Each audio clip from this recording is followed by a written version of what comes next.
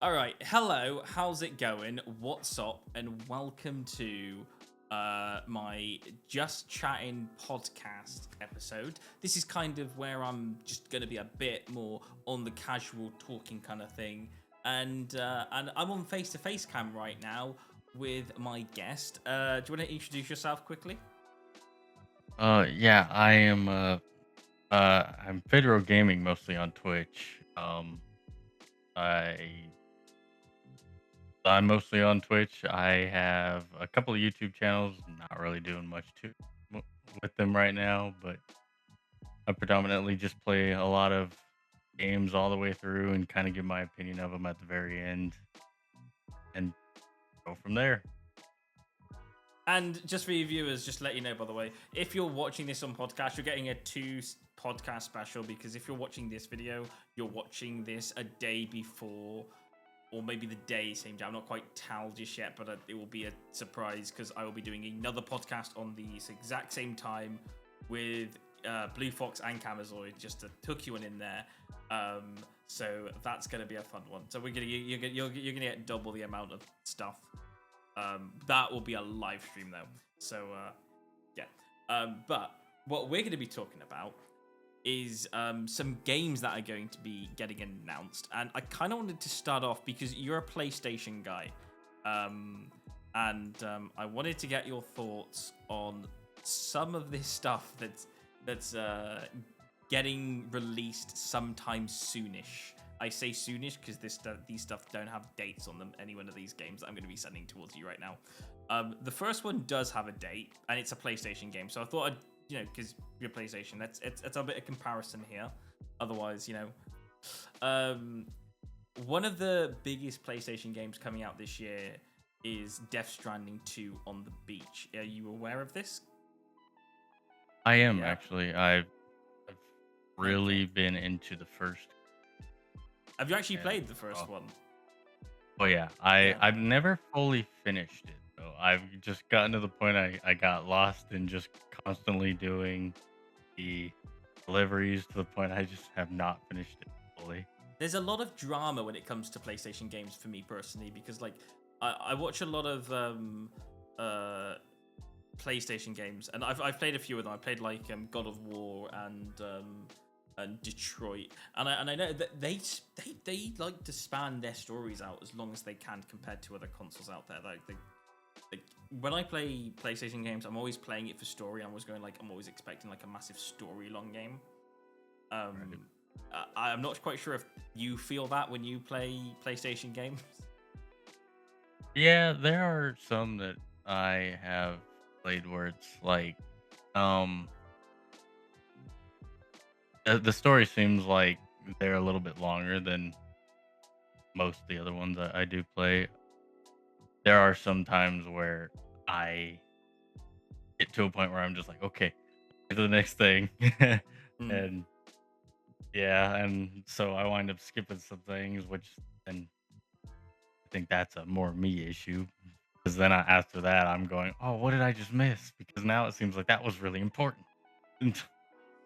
Yeah. For yeah, I think one of the games that has definitely done that to me, where I'm always like, I'm missing something. I always want to go back to something. It's definitely one of those more story-based games when it's a bit more like. There was a game ages ago called Heavy Rain. Um, Not quite sure if you played it. If you have played it, it's a class game. But there's always the points of going like, I kind of want to go back a chapter and change something because I think I may have missed something or done something or missed something up or something. When it comes to these long story games, I do get that kind of feeling. Um, when it comes to Death Stranding, I'm always a bit confused about what the game's about because I've never actually dived into it properly. I know it's got great graphics. I've seen gameplay of it, but what the guy's got a child to, and that's I like. Okay, explain to me if I'm wrong. Is the child like life support or something? um, so from what I understood from it, now I could be wrong in this completely myself, but I think what the child does is it works the little scanner thing that detects the ETs. So it Right. like kind of works as like more or less a scanner, I guess. I'm not 100% I, sure. I, More. I'm gonna be fair. I think they may have been drunk when they came up with this story. There's, you know what, guys? I got an idea. Is an idea. What if the guy had a child attached to him? And they all went, yeah, let's do Yeah. that. Yeah. Where did that Yeah. come? I've seen a lot of people say that when it seems like it's one of those things that when you have like it- Konami made it right. Yeah, yeah, that's right. Um, Yeah, spot on. I've heard people say that like when you put him in a room to just do a bunch of his own things, it's just kind of like doesn't all make sense, but somehow it looks cool together. Oh, okay, okay, okay. We're gonna change topic a little bit. We're gonna change. We're gonna take a look at some other games. You ready for it? Okay. Alright. So these are some games that are coming out on like. So I'm gonna go over a little bit to the Xboxy thing. Actually, I don't know if this is for the Xbox or you got this on PlayStation, but this is definitely something I've been interested in for a while since it was announced last year, and I'm sending it to you now. And this is one of my more favorite type of zombie games. Have you heard of this one? I have. This was actually one of the few games that I wish I did get Xbox. I wish that these were getting released to more platforms instead of just Is this Xbox not a exclusive. PlayStation game? No, State of Decay has been a Xbox. Might Exclusive? even be like, Is it yeah, is it one of yeah, our exclusives? Okay. yeah, I'm a little and bit upset the fact that that certain games like these are exclusive games because these games are so good they need to be double platforms. But both Death Stranding and this game, I like. Yeah, yeah. I do think that. And I know that they are switching a lot of things over at Microsoft now, where we even just recently got like God of War just got sent over to PlayStation. I don't know how many of the games are in it, but it's like a full collection pack of like the earlier or not God of I said Gears of War. Sorry, Gears of that's what I War. meant. Wait, you've I, got Gears of War on PlayStation? yeah, they just gave Oh, us that's Gears of War, class. Oh, you're and welcome. so We're it glad we gave you that. was, yeah, and so it was like a lot of the Xbox games. I think Xbox is trying to start selling a lot of exclusives over I don't get as well. why, if you're a console, okay, yeah, is it, so before we break down a bit more into State of Decay and what that I'm expecting from that game, Right. I don't get why consoles go like, yeah, okay, we're Xbox, we make video games as well, you know, we want to make as much money as possible. Right. Yet, you don't want to put it onto your competitor's platform where you could still increase and make more money off. Like, if you're Yeah. interested is making billions and billions, which generally I would be if I was a game console company, it wouldn't matter what console edition they would play it on. I think the games are going to sell out more than the consoles if they're made great. Oh yeah, I fully agree with that. That was one thing I used to always say was when I saw it like exclusivity to like just one platform. I always thought to myself, I know it's like a guaranteed amount you can get through that, but like the chance I feel of everything getting it will far exceed the amount of profit. The only Just because, the only game that shouldn't be crossed onto the competitor's platform is mascot games. I don't think the mascot games should yeah, remain. Like, for right, example, Sonic is a Nintendo product, and I love the fact he's cross-platform. In fact, no, okay, not Sonic, not Sonic. Everything else but Sonic. Sonic can be all three. right, We can have Sonic on everywhere. But oh, I remember like there should be like Mario. Okay, Mario should always be just a Nintendo product. Okay, that's what he's right. made for. Leave him with Nintendo. Don't cross him over. And Yeah. I think, what's your mascot? Because I know, I think what we've got. Have we got Crash, or do you have Crash? Who has Crash? I don't know. I know he's on. You've got Spyro and Crash, and who else do we have? I think the mascots right now. Oh, I I know who don't really we've know got. what it We've got Master Chief. Right, That's yes. us. Yes, Yeah. Master Chief is our mascot. Yeah, I think right now, in a lot of people's eyes, for us, I feel like The Last of Us has to be the game Oh, on yeah. Okay, Sony that yeah. Joel. With how It's much like it's gotten remade and redone and all that, I think a lot of people know that game yeah. Uh, very well. it's that or God of War with you guys. I Yeah, love God of War. I went to PlayStation just for God of War. Like that game's right. class. Okay. Um. All right. Okay. Moving on to. So okay, we'll move on. We'll talk a bit more about State of Decay. Okay. So State of Decay, zombie game, survival. Have you seen videos on it? I do. I actually watch a guy that plays the second game and does a lot of challenge runs. Yeah. Um, but the one thing that's always interested me, I've played the first one Yeah. on Xbox 360. One thing that's always interested me with the second and is possibly the third is how exactly it fully works. Because I know that like in the first one, the zombies, Yeah. they'll take over certain houses and you can take it back and all that. But does the second one kind of add on to that a little more of like, can you actually with the, isn't it like the play cards? Can't you like extinct like whole sections of the zombies off of the map when you take those out? The play cart kind of puts more. How do I put this? It puts more of an infection into the game. Like the game, like the play carts make your character get infected more, and when they get infected more, they start to turn. You can counteract that by collecting plague samples and turning them into medicine to cure your character. But here's the best. Here's the interesting bit. In number one, kind of had a story to it, yeah, where it would be like, you'd have this kind of like, oh, your survivors go over a bridge, meet other survivors, go around the area and try and survive the zombie apocalypse and just see where everything's all at. Number two, there's no story. No story whatsoever. It was a bold and brave choice.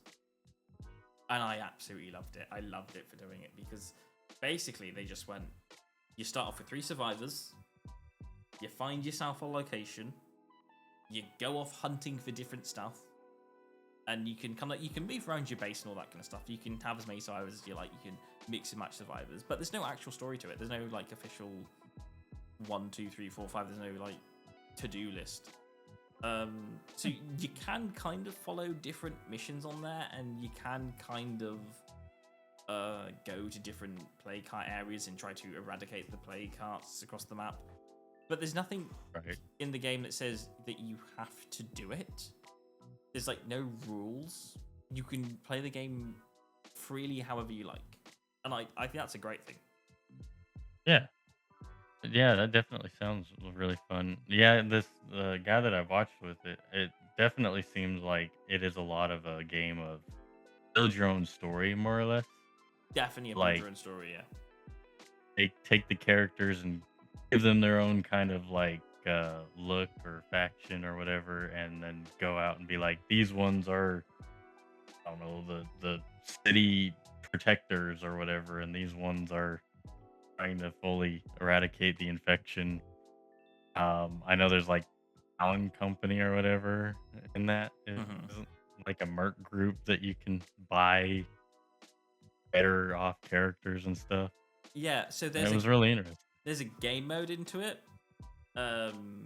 where you generally, like you said, you have to hold off the zombies, yeah, and you fight waves of zombies. The more you play it, the more points you get, and if you get enough points, you can actually order mercenaries into your team.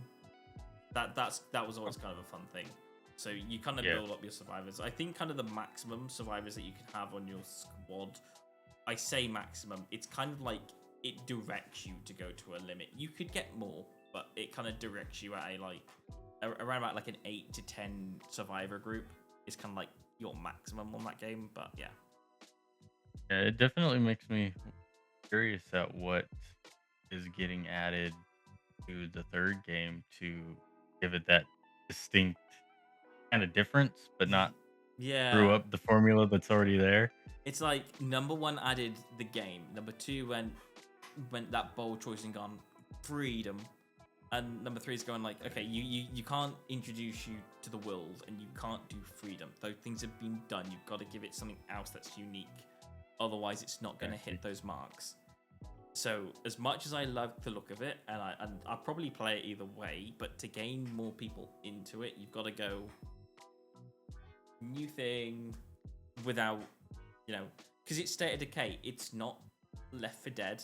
It's not Dead Rising. It's State of Decay. It's its own thing. Don't change the core of the gameplay feel. I think that's kind of where we go with these things. Yeah, and there's always been this like, so I've had this weird, like I've always loved zombie games. Yeah. I've been one of those that's always been a zombie game fanatic. I know they're overused in some people's eyes, but I still love them to this day. But when you look at game releases, it's like game zombie game, game zombie game. If you actually look at the release dates, it's like you get at least one zombie game a year. That's massive. yeah, but there's always been like this one thing I wanted to see a zombie game do, and Project Zomboid has kind of done it, but I know that unless you have a P, you're not going to really be able to play Project Zomboid. Okay. And I've always wanted to see a game that lets you actually kind of do what State of Decay it does, where you go after these plague hearts and it slows the infection down.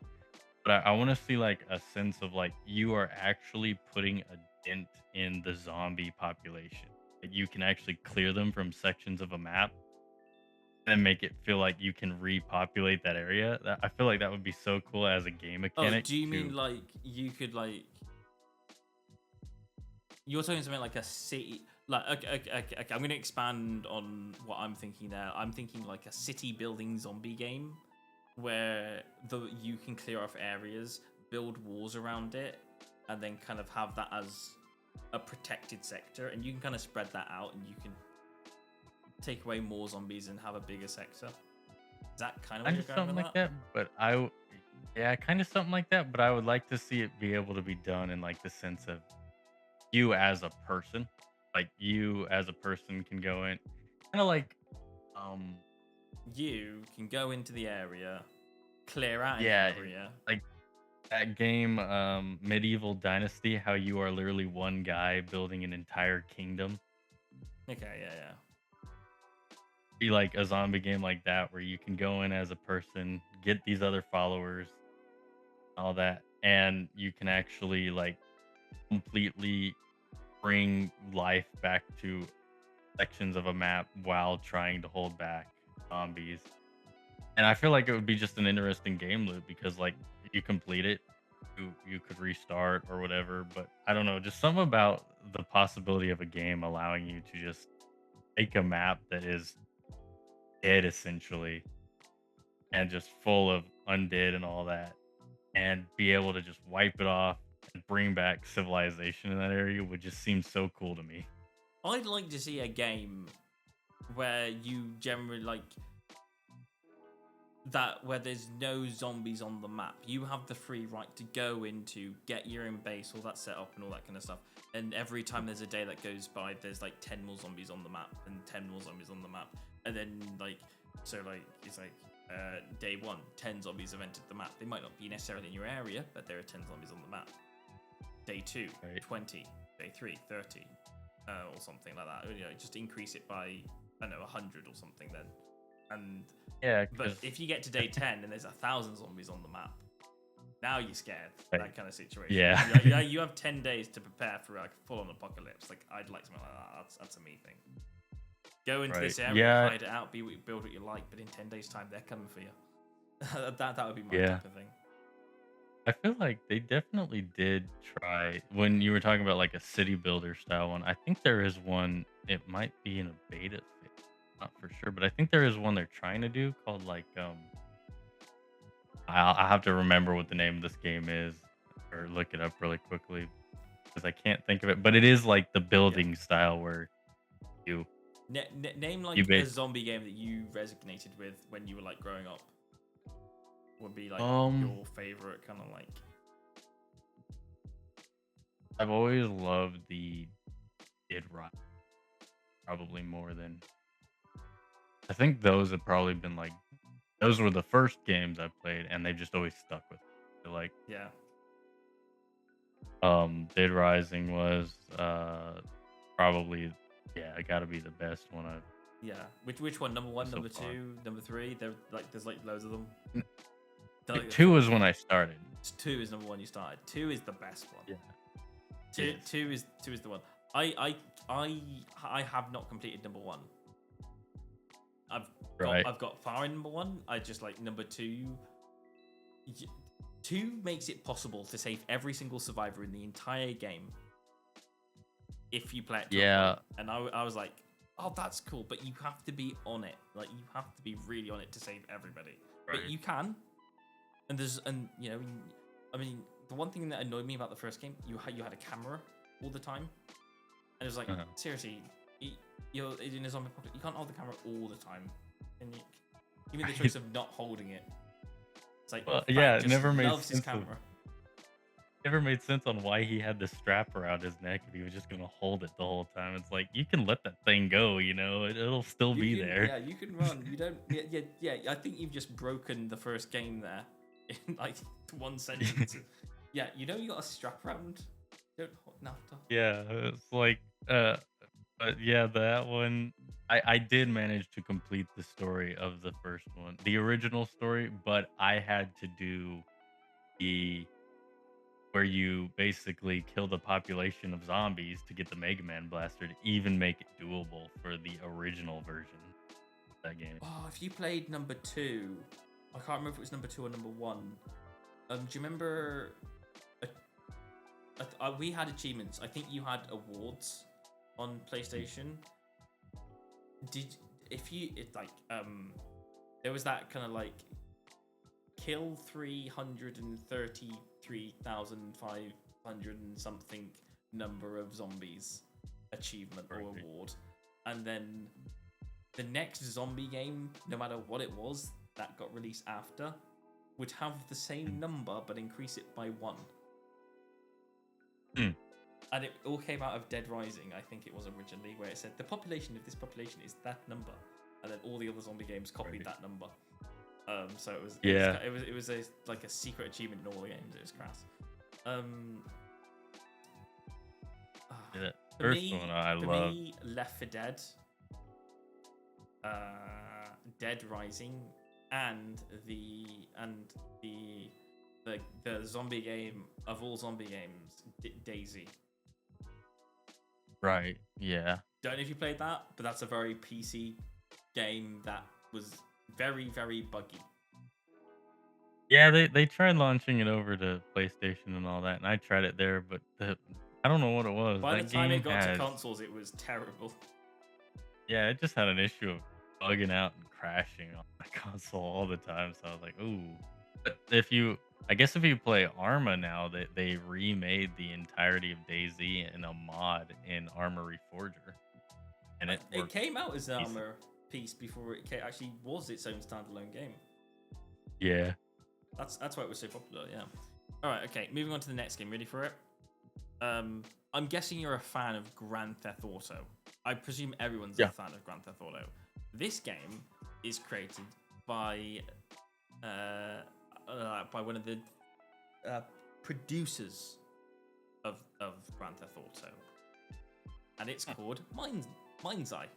Okay, based in the future, and there are some similarities. See what you think about it. Tell me your thoughts. I kind of like this one. Like, I'm like, okay, it's in the future, but and it's not free roam. It's not open world, as far as I can tell. But you can definitely see that Grand Theft Auto production feel on this. Not too much, but enough. Definitely. As it, Yeah. I've even seen a lot of this ad for this has been getting thrown into my my YouTube ads. So almost every time I watch any video now of like gameplay of this, and it looks really good. It's interesting because like the first thing I was drawn to when I saw this game was when I looked at the main character. I was like, that looks like Lincoln Clay, and I come to find out it is the same actor that played Lincoln Clay from Mafia 3. Wait, what? Mafia The 3. guy, yeah, the guy that played Lincoln Clay, I think his name is like Alec Alec. I butcher his name. Alexander something. I can't remember his last name. But when I looked at it, I was like, "Oh wow, that is the same dude." And it took me a little bit to figure out it was him because when he played Lincoln Clay, he had this like growly voice to him that was just he's a tough Marine guy. And in this one, it's like he switched his voice differently to play this character. And Yeah. so the voice threw me off for a second because I was like, "Whoa, that sounds like a completely different person." That's But yeah, crazy. I didn't know that. That's cool. I loved. yeah, I like Mafia 3. I'm excited for the next Mafia game, but like Mafia 3 was like Mafia was it 1, 2, 2 was my favorite. Mafia 3 was my second favorite. And I was quite surprised to see that Mafia 2 characters in Mafia 3. That surprised me a little bit, so I was kind of like happy they included some of that stuff. It's like, yeah, that's cool. yeah. Yeah, it was interesting seeing because when they redid that first one, they even brought Vito in that one at the end, which kind of tied it all together for me. I had a little bit of a phase where I was like saying like, the Mafia trilogy just feels like it is Vito's storyline. Like you See, don't play as here's the Vito thing, throughout yeah. all of it. Vito, yeah. Didn't he do a war in Sicily? Wasn't he part of that war? I think he was supposed to be. Because you play as him in the I think, prequel at the beginning of Mafia 2 in Sicily, don't you? Only a little bit, but he's yeah, there. I think so. Yeah. And what surprises me, this new Mafia game that's coming out very soon. I know we're kind of like bending towards Mafia now, but I was gonna say in that what was it? In that in this new Mafia game, it's based in Sicily. So I'm wondering if there is going to be some links to Vito in this new Mafia game, even though it's set way before his time. Maybe you play as somebody that's related to him?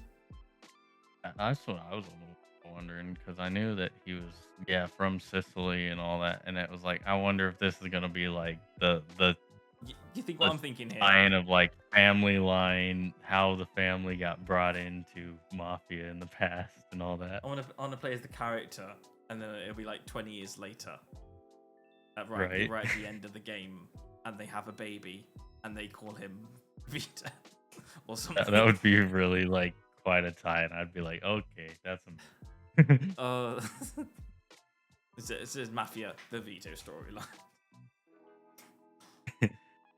There's gonna be timelines on him and everything. right. Oh yeah, definitely.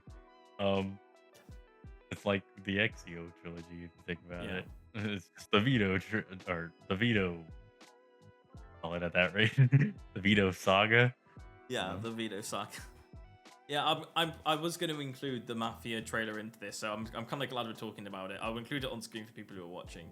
But Mafia is generally one of my more favorite type of games out there, and I'm so glad that they're bringing it back. I would thought they were done with it after number 3, because it definitely felt like it. But I was like, oh, you went this direction. Like any other game that tries to bring something back, like Saints Row tried to bring Saints Row back, and it flopped and failed in its own right, where it tried to be more like fans were like, we want Saints Row back, and we want it to be its goofy but not too goofy realistic self, and it came back and it was like, is this what you want? And we were like, nope, that's not what we wanted. That's not it. No, go away, go back, research again, then come back. This particular game, this Mafia game, they just didn't. I like the fact they didn't try to figure out what the fans wanted, and they just went, no, we're going to change it up completely and give you something set in Sicily in the 1900s. I was like, yeah, do that. That's a good decision.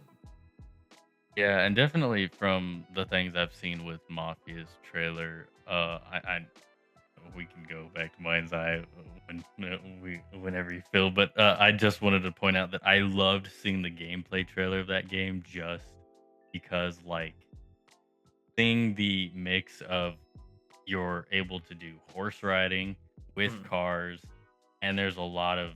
It looked like there was a lot more melee fight style things where you're actually having to get up close and counter and all that.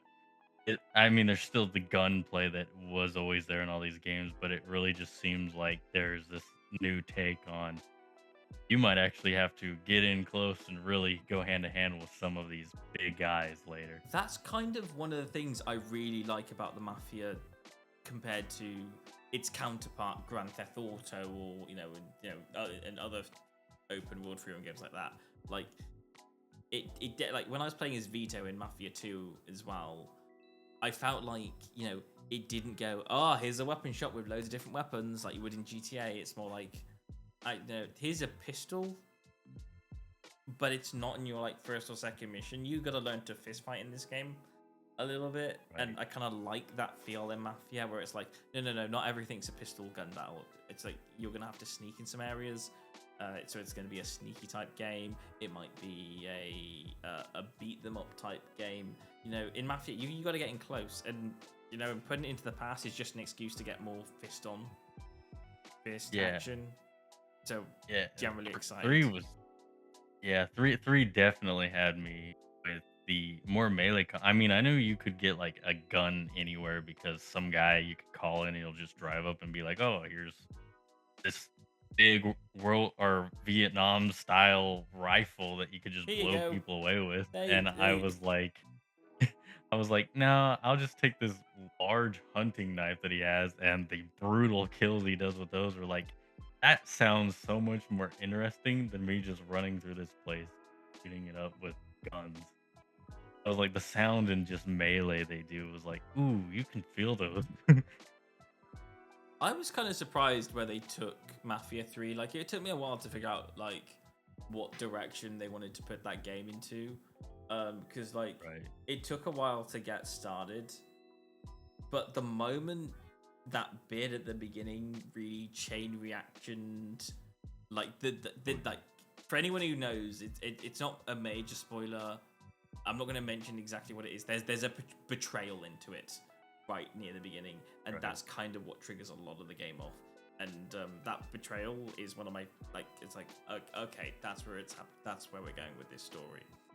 Because until you get to that point, I'm like trying to figure what's going on. It's just giving me gameplay details and gameplay stuff and trying to teach me about the game. Now it gets real. I'm like, okay, that's good. The soundtrack choice they picked for that betrayal and everything too was just like, wow, the music they chose for this was like, they probably picked the perfect songs for every scene in that. I liked how it did like this. I like how a lot of the cutscenes revolved around like your character was being investigated. And so it did like a documentary sense thing whenever you would do something major. You'd start talking to people that were like trying to figure out who Lincoln Clay was. That comes back, yeah. Right. It always put that weird sense to me when I was playing it. The first time I played it, I'm not gonna lie, when I was seeing this documentary unfold, I was like, am I dead? Is Lincoln dead? I was like, the only reason I feel like they're interviewing all these people is because I'm dead. But it was nice to see that there was multiple different ways that could end at the end of the game. But it played off of that completely well. Yeah. In Mafia 2, I like the time jumps. Like, it really spreads across different areas of different parts of his life. Like, it doesn't just stick directly on thing. It really does do a push along, going here, there, and it puts you in prison.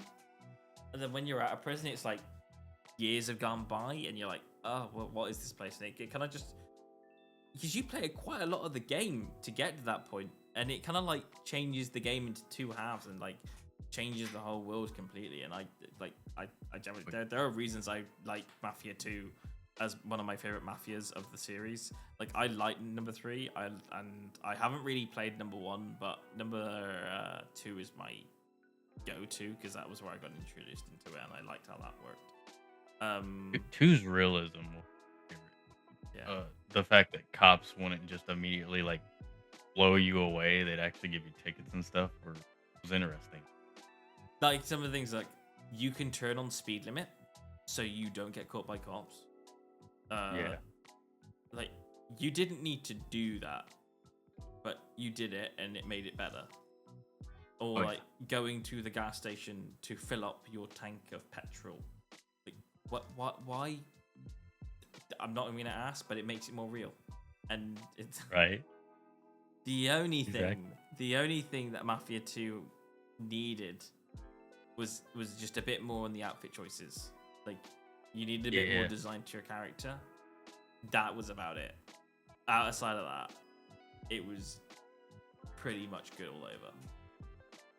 Right. I think one of the things, if you ever get into Mafia, I think one of the things that gets confusing is the fact that, is this game free roam? Like, is there points in the game where you can just explore? Yes. No and yes at the same time. Like, you can explore, but you're in a mission constantly. So it's like, I do remember. That's like a... And carry on. Yeah, it isn't that kind of. I guess I don't want to switch this fully if we're still on Mafia, but isn't that kind of like their mind? I was about to say their mind's eye, but their mindset with Mindseye. Oh yeah, yeah. Because I'm wondering on that as well. Because Mindseye is. We'll get back to Mindseye now. I'm wondering how that's gonna play, because like, I first saw it and I was like, this is gonna be an awesome free roam game, and then it was like, no, it's, even though we're Grand Theft Auto producers, and it's gonna be, you're gonna have that feel in some areas. Like, if you looked at the weapon wheel on the game, it's like circular. I'm like, okay, you've just brought that in from GTA. It's set in the future and all that kind of stuff, but not too far in the future, just enough. Like, I think, 200 years in the future, maybe. It's robots, that's about it. But it looks... I can't quite place it, because if you're doing missions like that, it's gonna feel like Mafia a lot in certain areas, but at the same time, I don't know, it could be... I mean, it hasn't really confirmed exactly what it wants to do. I'm worried it's going to be too much like Max Payne 3. I'm not sure if you've played Max Payne 3, but there are reasons why we haven't seen a Max Payne 4. Right. Yeah, my one worry about Mindseye is when you try to do a semi-free roam game like that, I think is what they were trying to call it. The thing I hate is I fully think it's wise to do this like free roam look, but what I hate is when it's like, okay, you're supposed to go this set route that we have made for you, but they make it in a way that's like, we have all this town over here still, and if you drive over there, it's like you get that screen that's like, no, turn around or your mission will end. It's like, yeah, I hope they try to not implement anything like that per se, because there's just something about when you do a free roam style thing and you just, instead of setting the scene to be like, I can't go over there because wall or something, and you allow me to go over there, and instead you just hit me with the text that's like, you continue this way, we're going to shoot you or something. It's like, oh, well, that just broke my want to explore. I guess I'll just do everything they want now. I mean, it's like, okay, if you're playing as a first-person shooter, yeah, and you're part of like making an army type game and all that kind of stuff, then I get the point of doing a particular thing where I'm like going like, I want to be able to be in an area that has lots of cover spaces, and I can go around and choose different angles to maneuver around a particular location. And I get you need some type of open world element, but not too much. When it comes to things like Mindseye, like if I'm exploring areas and the areas are quite big and they're attached to other big areas, but you've kind of got to go through them in a set direction, I'm like, yeah, I don't know. That's where it gets a little bit like, okay, either go linear or go fully open world. Don't try and be that half and half mark. Like, it's like you said, don't give me a town over there if my mission isn't over there. Exactly. What's the point of that in the first place? Yeah, and I'm curious to see how this is going to go, because like the one ad I've constantly kept getting, like that shows the gameplay, is like he starts off and he's having to shoot all these enemies, and then he immediately, right after he deals with that, he's supposed to be chasing somebody who gets in a car. So you jump in a car and then you're chasing this guy in a vehicle, and it's just like, so clearly these battles are, these map sits are going to be set in a way where it's like the ability to hop in and out of a vehicle at will, basically, and go. And so if it's like, it makes me wonder how they're going to put these in, because I know that linear games can do that. Because don't the see, this is going to be funny. It's a game series that's famous. I've never really played. I need to. But don't the Uncharted series kind of do like a linear way of doing that, where there are some vehicle segments? See, I don't know, because Uncharted is a PlayStation exclusive, and I haven't right. gotten into it. I've not gotten to playing them yet. It's game down a long list of games I have, but the more games come out, and the more that goes farther down a list. Uncharted is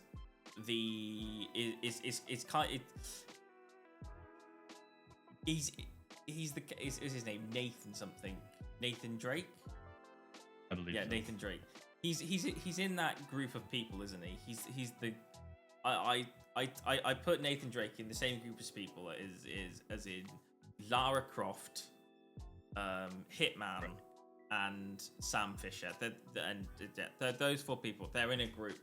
Those people could go into places and take down things easy. Oh yeah. Those are the characters you don't want to mess with. Exactly. It's like if you went to a party and you're like, no, Lara Croft's here, I'll be like, okay, I'm leaving. It's like, right. Hitman, Lara Croft, Sam Fisher. No, I'm out of here. I'm not staying here. The door, see those, immediately turn around. If you're on their hit list, you're not getting out of it. That's the thing, isn't it? Oh yeah. Okay. So back to where we're talking Mindseye. Mindseye. Oh, okay. Overall, I'm a little bit scared of how open world or non-open world it's gonna be, because if you're telling me it's a linear game set in a city, that's gonna be awkward. And if you actually let me allow to explore the city while keeping it linear, I'm gonna be very issued on wanting to not follow the path. Like, if you give me a path and an open world, I'm going to try and break the game as best I can. Okay. Next game. Okay, this one is you'll okay. I have issues with this. Okay, for my own personal reasons. Oh yes. I feel like your personal issues and mine might be similar. Go for it. You talk about yours. Well, so I guess my biggest, I don't hate that another one of these games. I just feel that it's to a point now with Borderlands that I just don't know where you could take it and make it work. If that makes sense. Because like the second game, the Handsome Jack collection or whatever it was, came out, and that was an enemy that everyone loved. And then they came out with the third game. No one cared about the twins all that much. And now when I see the ads for this fourth one, it's like we've got the Iridian and the cybernetic bandit army going to war. Is that what I just saw?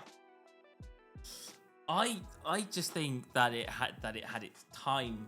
I like, but like, if you actually look back at when Borderlands 3 came out, because I might be wrong. I feel like it's more than 10 years ago now, isn't it? Was it It might be.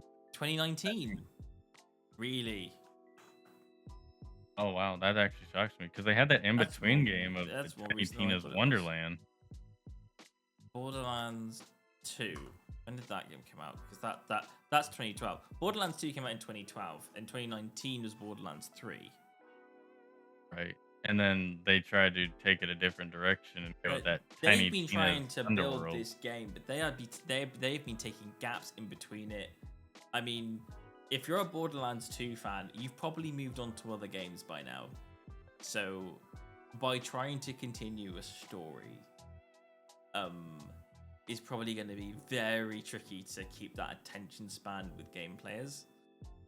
And I feel like they're putting too much into the promotion into this game. Yeah. And when you put too much, I'm kind of less interested.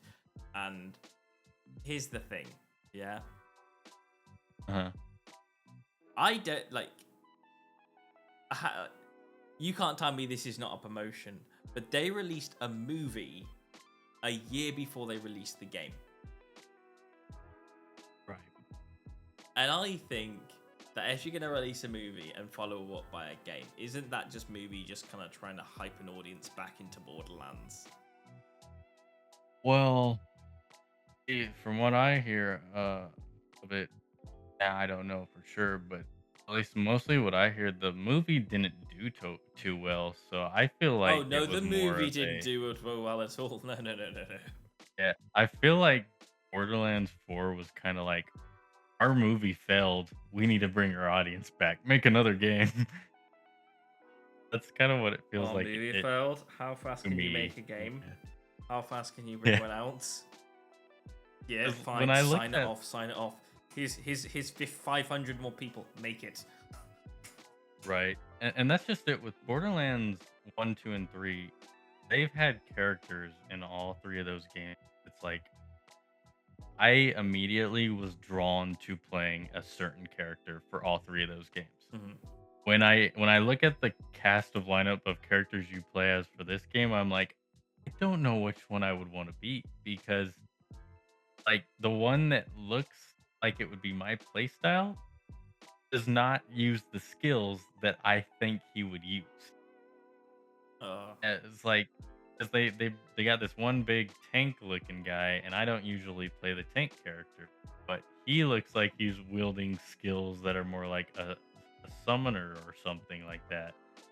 And then the one that looks like he would have the skills of, like I say summoner because I don't know what else to really call it, but like how Zane had his clone, all that. Mhm. I was drawn to playing Zane for that reason. Yeah. And it just feels like the guy in this game that's supposed to look and kind of be like Zane just has like this weird ability of just guns appearing around him and blowing stuff up. It's like, okay, that doesn't really make sense to me. No, yeah, okay. I'd say on my thing, I think here's the issue. Here's the issue for me when I was looking into this game originally. Like I got into this game at number 2. I didn't actually play number 3, but number 2 was my kind of turning on and off point, and I wasn't always kind of, there was certain things that I was into it but not into it at the same time. And I think when you play the game, you notice one major interesting thing, and that's the graphics of this game, because it does something that no other game does. It goes fully comic book with the graphics. Like, Yeah. I don't know if you do you play number 2? I presume you play number 2. Oh yeah, I got into it way from the start. Borderlands was kind of I went all the way through them back on the PS3 and all everything. Each character had like comic book outlines to them. Right. And I Yeah. was like, okay, that's an interesting way of building a game. And I was thinking, wait, do other games do this? I said, no, they don't. No, this is a general Borderlands unique thing where every Mhm. character has got an outline to them and everything has got an outline to it. And it makes it really feel like it's pen drawn and it feels like it's drawn into the world and everything looks flat and 3D at the same time. And I'm like, okay, that's an interesting choice of way of doing your game, but I think it just brings that cartoon feel to to the table, and I kind of like that because that was its thing. It was unique as a cartoon feel game. Oh yeah. The problem with it now is a lot of other games have gone down this cartoon route, and Right. before it felt like it was a unique thing. Now it feels like it's one in a group, and I'm like, is it gonna push against its selling point? This one seems like it's gone a little, I don't want to say Less. out of that direction, but like the first one had a that unique draw like style to it. And that one went into the prequel and the pre-sequel and the second game. Yeah. And then they took that style and went into the Tales of the Borderlands game. But once 3 hit, it was like we're starting to slowly get that more and more modern, not really comic booky look to it. And every game that has just started come out from 3 onward has just taken it out bit by bit by bit. And it's like, ooh. I feel like if we wind up going to Borderlands 5, we're gonna have like real looking people by then. It's gonna not But look that's the how- point. I don't want it to look real. It's a comic book feel game. Give me comic book. Like graphics are what made you unique, and it gives you a audience that just like that style. Don't get rid of your selling point. exactly. Yeah, that's I watched the I think I that's what watched the made Borderlands. trailer for this, and you know what? One of my first thoughts was What's that? it looks a bit too much like Destiny. Yeah, It, yeah. it reminded me of a I Destiny just trailer. I just got to the part where I was talking about that one character. I was saying that made me think of Zane, and he just pulled out this big gun, and I was like, "Oh, so I was talking about the right character." They just gave him a massive gun that he summons out of nothing. I was like, Okay. "Oh, well," but yeah, I can definitely see that. And I don't know. I think coming back to Borderlands is really hard now, especially when, like I said, they went from Borderlands 3 to Tiny Tina's Wonderland. They were trying to do their own unique spin off to the game with that. And I thought they were going to start going down that direction. And I at least like that one because it gave you like the choice. You made your own character, but you had the choice over all these skills and all these abilities, all that. And now they're going back to the way that Borderlands was before. Isn't bad. I have nothing against Okay. Yeah. games doing that. I just don't know that. I don't know. I just don't feel that Borderlands. I don't know where the game could go from here that's going to really keep like the story to this one. It looks interesting, but I just don't think it's going to really tie in well. And especially now that supposedly the Firehawk that was throughout all the games is dead, Mhm. who is the main person that's going to be telling us what to do?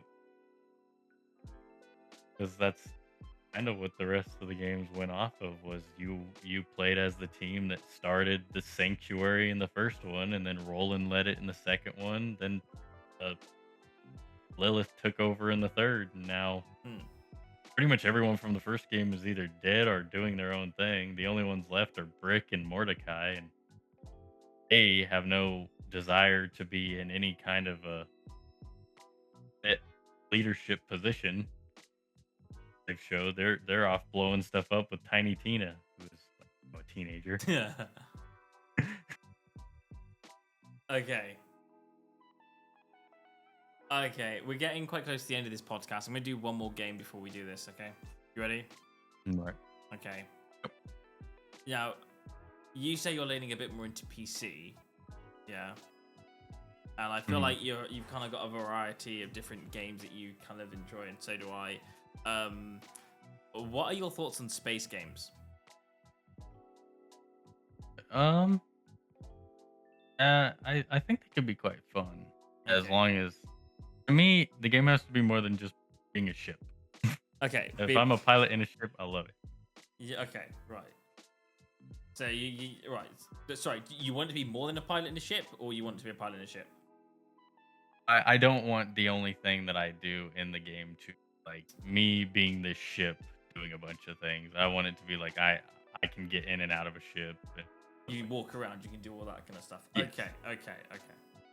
That's cool, because this next game that I'm going to show you is a very much of that. Okay.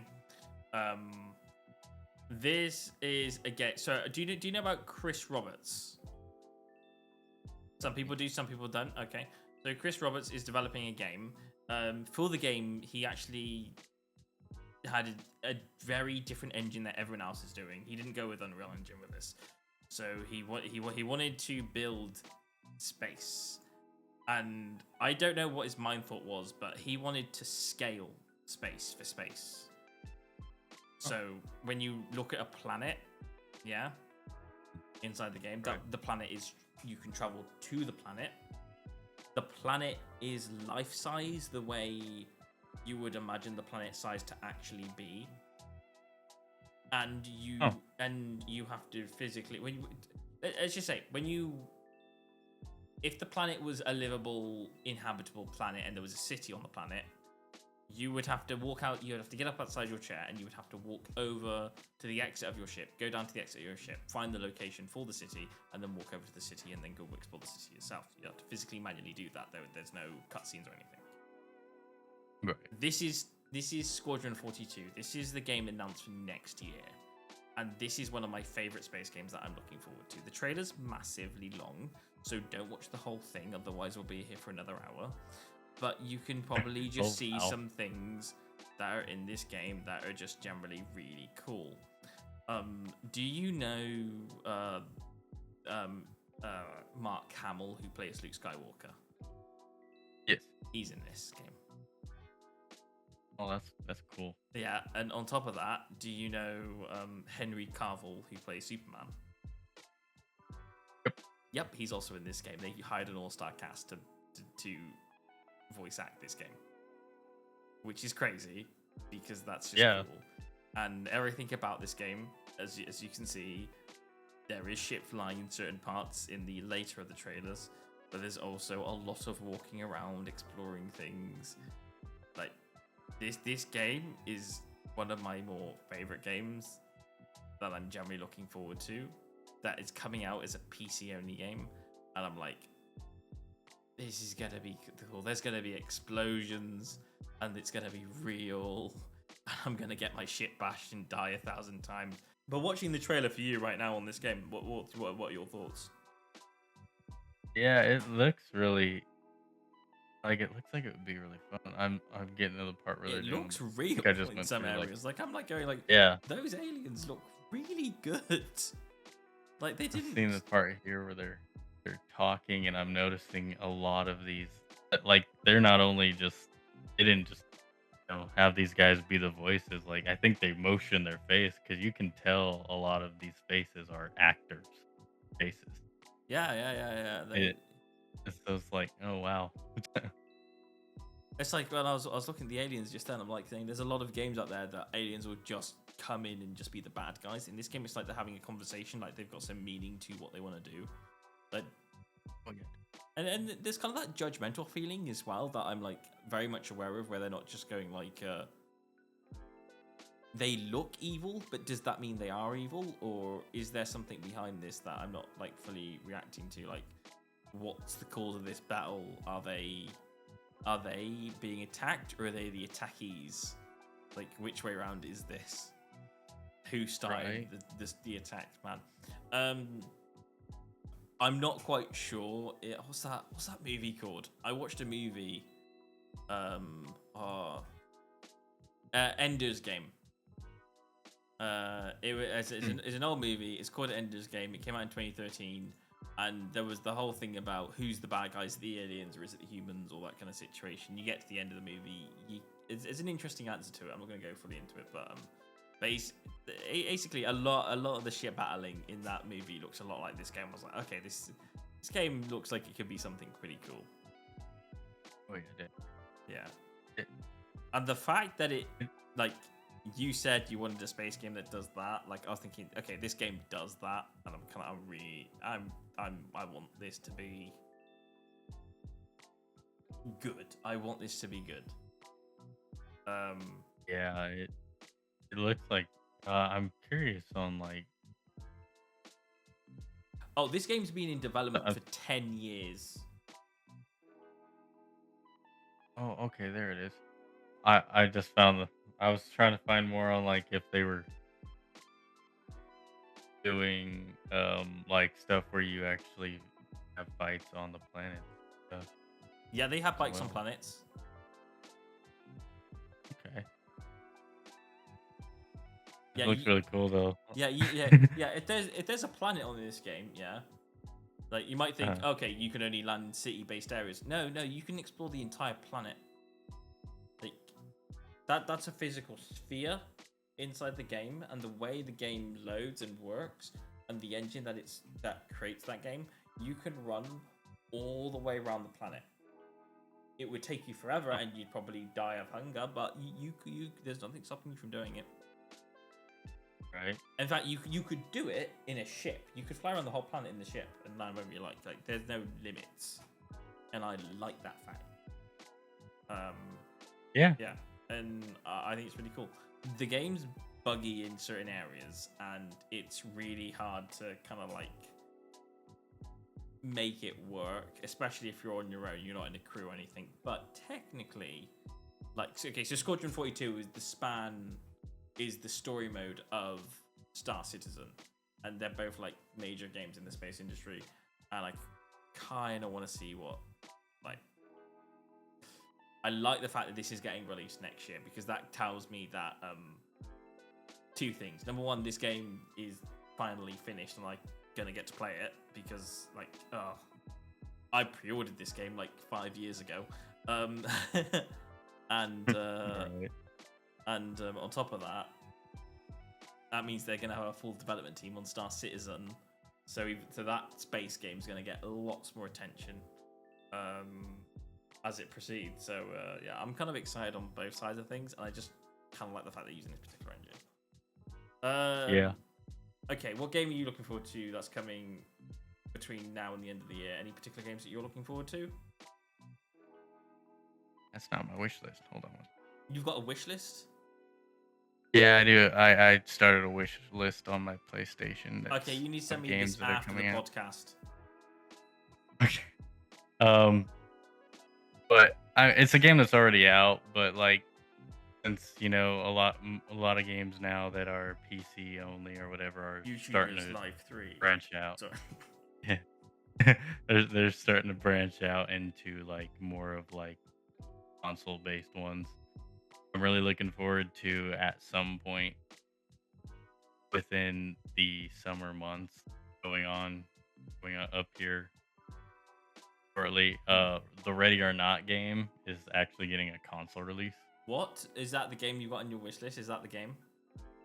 Yeah. Oh, okay, Ready or Not. Okay. I can buy that. That's cool. I There's thought that that was one. PC only. Yeah, well, it is PC only, but coming out next month or so, they're trying to go for a console. Is that police game? Yeah. Is that what I'm thinking? Yes. Okay, cool. Yeah, one where it like is I think it's supposed to be a fictional Los Angeles basically, and you just play as a SWAT officer, and you have to go in and deal with a bunch of things. There's that one. There's a few games actually I've wish listed over here, but I can't tell you the due dates on all of them. The only other one that's really caught my attention other than Ready or Not is a game called Crimson Desert. Crimson what? Crimson Desert. It Oh, there's Crimson the Desert. Where have yeah, I? the Yeah, okay, that's crossed my thing a couple of times last year. I don't know where that is at the moment. right. It's from what I heard, it's supposed to be like a single player of their MMO called Crimson Black. It's supposed to be like a single player style game from that same thing, and it just looks like it's gonna be really cool. Kind of a medieval. Okay, we need to keep tabs on that one. That's gonna Yeah. be sick when that comes out. If that game comes, that's one of the things. Okay, is that game coming out? When's it coming out? What's happening with it? Exactly. 'Cause- That's one thing I hate about when these things get wishlisted to PlayStation, especially, is like they can I can put these things on wish list and it can be forever before they ever announce it, or they could just up and take it off. I remember in 2013 where they'd be in development and games would come out like 2 years after they announced things, and we're like, okay, that's cool. That was a good time. Now it's like, here's the game we're working on. It's The Elder Scrolls 6. 6 years later, we're still waiting. It's been in my wish list for 6 years. Yep. And of course, the very top of my list is GTA, but we all know that one's on its way. Finally, when did that happen? Oh, that's crazy. Oh, all right. I'm All right, okay, I'm gonna close it off there. If you want to go check out, how do I pronounce it? Fidro, right? Yes. Yeah, Fidro. If you want to check out Fidro's channel, check out the links in the description. I'll make sure they're included. And yeah, what do you think about this podcast style? It's a little bit different from what we normally do. Let me know in the comments. I'll see you guys in another video. As of from now, it's goodbye from me, and goodbye from. yeah. Fidro. How do you say goodbye on your videos? Do you have a natural way of saying goodbye? No, I just basically say I'll see you in the next one, and then I throw up my hand and say see you before I Okay. shut it off. All right, laters, guys.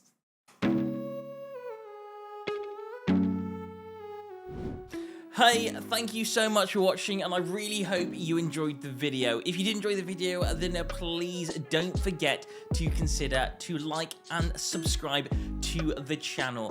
Thank you so much for watching, and I will see you on another Jump Inside video. Goodbye.